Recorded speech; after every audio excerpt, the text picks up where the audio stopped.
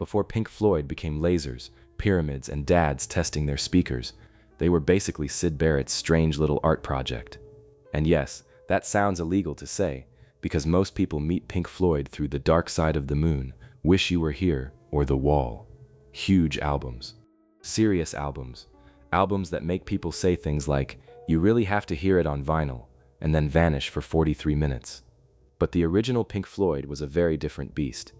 Syd Barrett, born Roger Keith Barrett in Cambridge in 1946, was a painter, guitarist, songwriter, singer, and professional maker of normal things sound slightly cursed.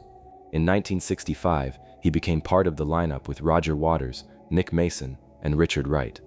According to Syd's official biography, the band settled into the Barrett, Mason, Waters, Wright lineup that summer, and the name Pink Floyd was suggested by Syd, combining the names of blues musicians Pink Anderson and Floyd Council.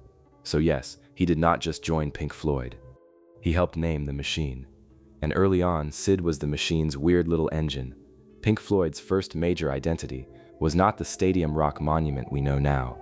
It was London's psychedelic underground, light shows, long jams, clubs full of people staring at oil projections like the PowerPoint had discovered mushrooms. Barrett's songs mixed nursery rhyme melodies, British whimsy, blues guitar, science fiction weirdness, and lyrics that sounded like Lewis Carroll had been hired to write singles for Aliens. Their first hit, Arnold Lane, came out in 1967. Then came See Emily Play. Both were short, catchy, strange, and very Syd. The same year, Pink Floyd released The Piper at the Gates of Dawn, one of the key British psychedelic albums.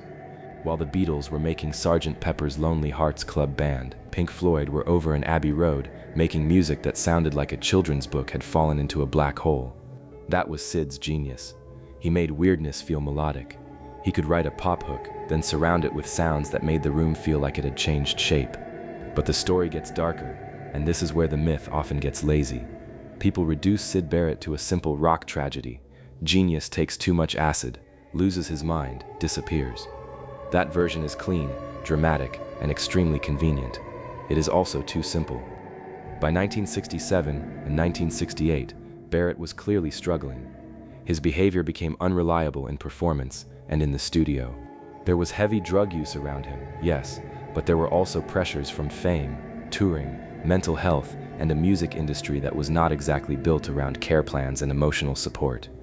The band brought in David Gilmour, an old Cambridge friend, to cover guitar and vocals. Soon, Barrett was out. The brutal part is how fast it happened. Syd was the band's original spark, and by 1968, Pink Floyd had to keep moving without him. But here is the strange part. He left the band and somehow became more present. Without Syd, Pink Floyd became more disciplined, more architectural, more enormous.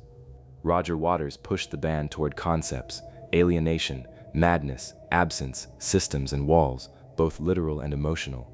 And hovering over all of that was the missing founder. You can hear that shadow most clearly on Shine On You Crazy Diamond from Wish You Were Here. The song is widely understood as a tribute to Barrett, not just a person, but an absence, a founding ghost, the guy who opened the door, then vanished before the mansion was finished. That is why Syd matters. He was not in Pink Floyd during their biggest commercial era. He did not write Dark Side. He did not build the giant inflatable pig. He did not personally make every dorm room smell like incense. But he gave Pink Floyd their first language: surreal, English, melodic, unstable, visual, and deeply strange. Later, Pink Floyd turned that language into architecture. Syd wrote the haunted alphabet. After leaving the band, Barrett made 2 solo albums, The Madcap Laughs and Barrett.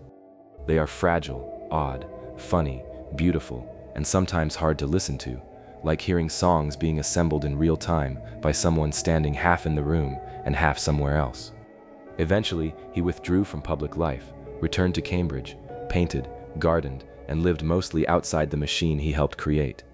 Syd Barrett died in 2006, but his influence never really left, because Pink Floyd's story is not just band becomes huge, it is band becomes huge while carrying the memory of the person who imagined its first world. Syd Barrett was there for the beginning, gone before the empire, and somehow present in everything that followed.